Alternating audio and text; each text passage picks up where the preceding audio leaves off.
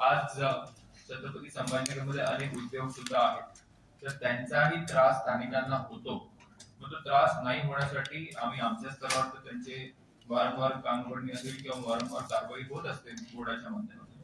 पण आज एक कॉर्पोरेशन म्हणून आपली काही इनिशिएटिव्ह आपण काही केलेले आहेत का? तर एक महत्वाचा घटक म्हणजे आपल्या इकडे जी गॅस पाईपलाईन येते, तर त्या गॅस पाईपलाईनचा आपण जास्तीत जास्त उपयोग कसा करू शकतो? मग ते जे रिक्षा असतील किंवा जे त्यांचे पब्लिक ट्रान्सपोर्ट आहे, हे सगळे गॅस बेस्ड सीएनजी बेस्ड करू शकतो का, असं सुद्धा आम्ही त्यांना रेकमेंड केलेलं आहे. मग ते त्याच्यावर सुद्धा विचार करून जेव्हा कधी त्यांची गॅस पाईपलाईन येईल भारत पेट्रोलियमची, तेव्हा ते अंमलबजावणी करू शकतात. आणि आम्ही आमच्या बोर्डाच्या माध्यमातून त्यांना एक हे दिलेले आहे की जेव्हा कधी ही गॅस पाईपलाईन पूर्णत्वास होईल, ज्या ज्या युनिट्स, ज्या ज्या जे फॅक्टरीज आहेत, जिथे जिथे त्या फॅक्टरीजना शक्य आहे to shift to clean fuel, आम्ही त्यांना क्लीन फ्यूल वर त्यांना जाण्याशिवाय त्यांना पर्याय नाही आणि ते करावंच लागेल. इतर महाराष्ट्रामध्ये सुद्धा जिथे जिथे गॅस अवेलेबल आहे, तिथे तिथे आम्ही त्यांना इन्सिस्ट केलेलं आहे की तुम्ही आता जे कोल वापरायचं बंद करा, ब्रिकेट वापरायचं बंद करा, मग आता क्लीन फ्यूल म्हणजे गॅसवर तुम्हाला जावं लागेल. तर मी भारत पेट्रोलियमचं सुद्धा याच्यामध्ये अभिनंदन करतो. तो शेवटी पोल्युशनच्या संदर्भात जेव्हा सीएनजीचा आपण वापर करतो, तर पोल्युशन पूर्णतः संपत नाही, पण 100% ते पोल्युशन कुठेतरी कमी होतं. तर त्याच्यामध्ये मोठा एक हातभार भारत पेट्रोलियम सुद्धा लावतंय. तर मला वाटतं आपण हे 4 महत्वाचे मुद्दे आजच्या बैठकीत कव्हर केलेले आहेत. तर ही पहिलीच बैठक आहे, अशा वारंवार नवीन बैठका होत राहतील.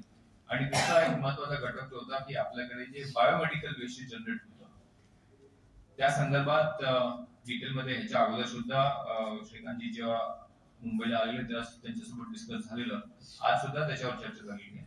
त्यात बायोमेडिकल वेस्ट संदर्भात जी त्यांची एक्झिस्टिंग फॅसिलिटी जी आहे, ही फॅसिलिटी जोपर्यंत पूर्ण पोल्युशन कंट्रोल जे काही इक्विपमेंट त्यांना लावायचे, जोपर्यंत ते पूर्णतः लावत नाही तोपर्यंत आम्ही शांत बसणार नाही. पण मला असं वाटतं की त्यांनी ते आता मला लाईव्ह फीड दाखवलं, तिकडे सीसीटीव्ही कॅमेरा लावलेले आहेत, लाईव्ह दिसतं. पण तरी सुद्धा आमचे अधिकारी मागच्या महिन्यामध्ये ते 2 वेळा व्हिजिट केलेली आहे. ज्या काही त्रुटी आम्हाला आढळल्या, त्या त्रुटी आम्ही त्यांना कम्युनिकेट केल्या आणि लगेच त्याच्यावर त्यांनी सुधारणा केलेली आहे.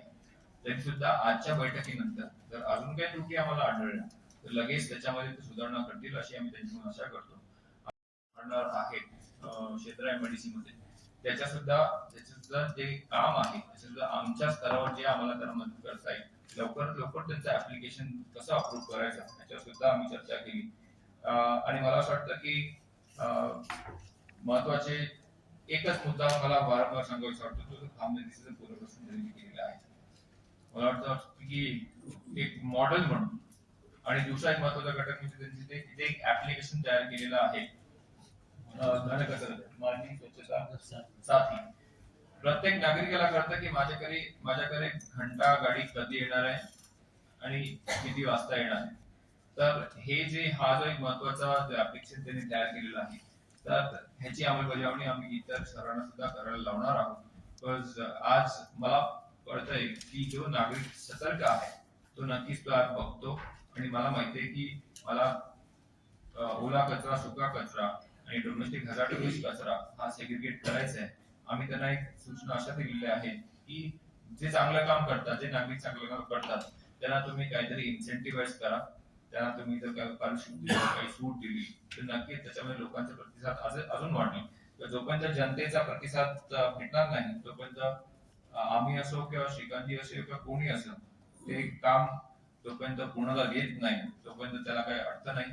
म्हणून लोकांचा, जनतेचा प्रतिसाद, मीडियाचा अवेअरनेस आणि मीडियाचं जेवढं प्रमोशन कराल आणि महानगरपालिकेचे सगळे जे अधिकारी वर्ग आहेत त्यांचा एक्सपिरियन्स हे सगळं घेऊन जे ठिकाणी काम करतात, नक्कीच एक चांगल्या हातामध्ये कॉर्पोरेशन आहे असं आम्हाला वाटतं. पण नक्कीच प्रत्येक गोष्टीमध्ये स्कोप ऑफ इम्प्रुव्हमेंट असते.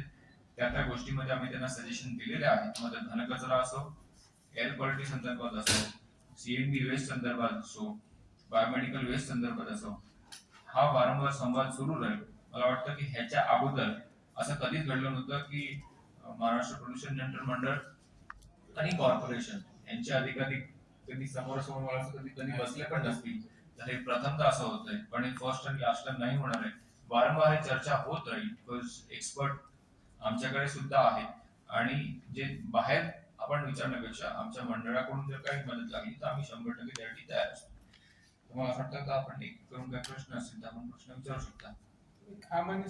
एक्झिस्टिंग जी बिल्डिंग लाईन आहे, मला वाटतं त्याचं ऑलरेडी काम सुरू आहे आणि लवकरात लवकर ते काम पूर्ण सुद्धा होईल.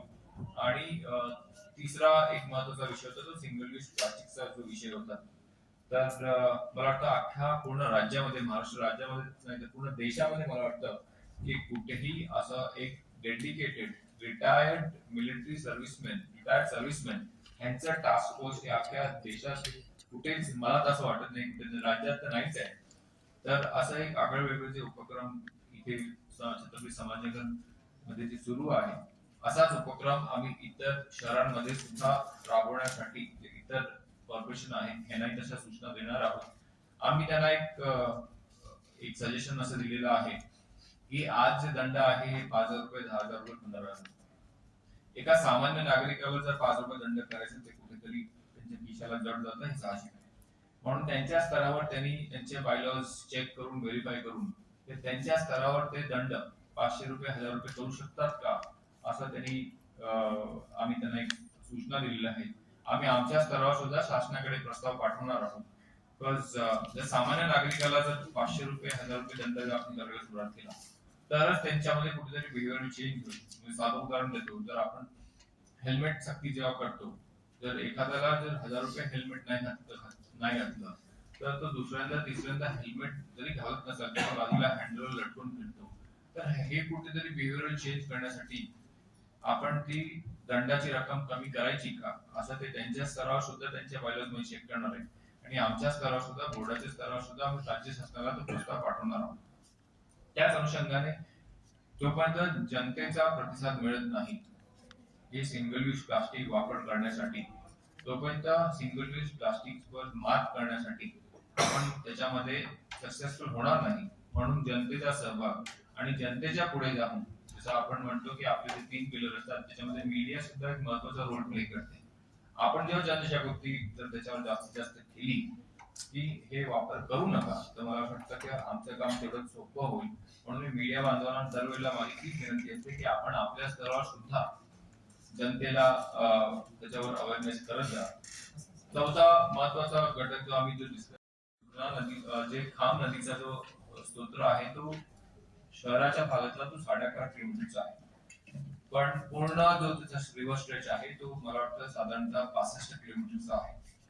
आणि या पूर्ण रिव्हर स्ट्रेच नंतर शेवटी मग मिळतो गोदावरी नदी.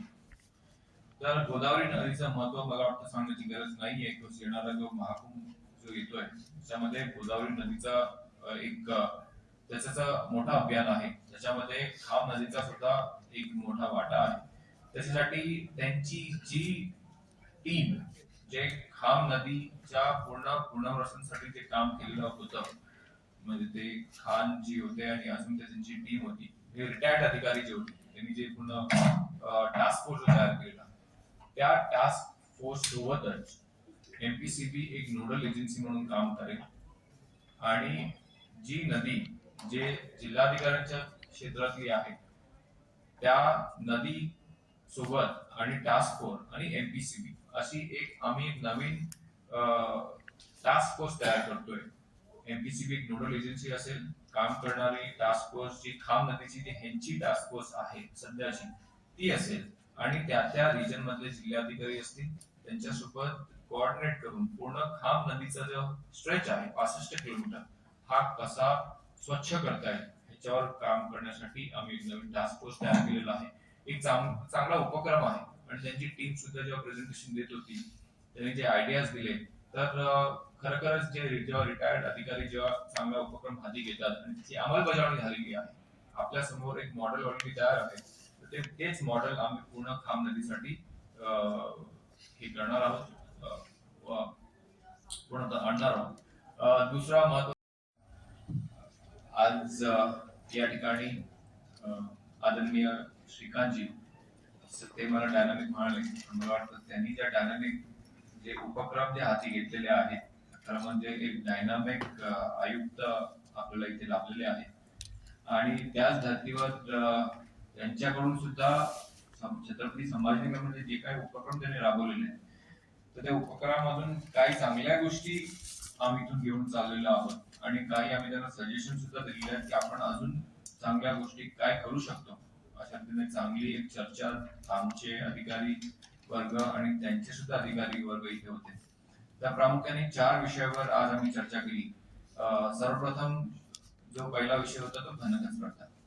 तर घनकचऱ्याच्या विषयी त्यांचे जे प्लांट आता एक्झिस्टिंग आहेत, तर त्याच्यामध्ये अजून काय आपण चांगली सुधारणा करू शकतो का, याची सुद्धा त्याच्यामध्ये त्यांनी अभ्यास करावा आणि त्या पद्धतीने त्यांनी एक नवीन आराखडा तयार करून आम्हाला सादर करायचा आहे.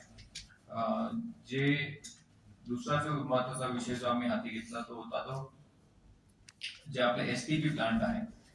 आज जसं खाम नदीचं जसं पुनर्वसन त्यांनी केलेलं आहे, त्याच धर्तीवर सुखना नदीचं सुद्धा एक डीपीआर तयार करून त्यांनी ऑलरेडी केलेला आहे, एक ऍक्शन प्लॅन तयार करून, आणि तो ऍक्शन प्लॅन बोर्डाच्या अधिकाऱ्यांसोबत बसून पूर्ण सुखना नदीचं जे नाले आहेत ते कसे, आणि जे नाले शेवटी मग जे नदीला मिळतात ते सांडपाणीचं प्रक्रिया करून कसं ती नदी सुद्धा स्वच्छ करता येईल ह्या अनुषंगाने सुद्धा आपण काम करायचं आहे. महत्वाचं म्हणजे एक चेअरमन आहेत आणि वारंवार आम्हाला मार्गदर्शन करणारे आणि आज छत्रपती संभाजीनगर महानगरपालिकेचं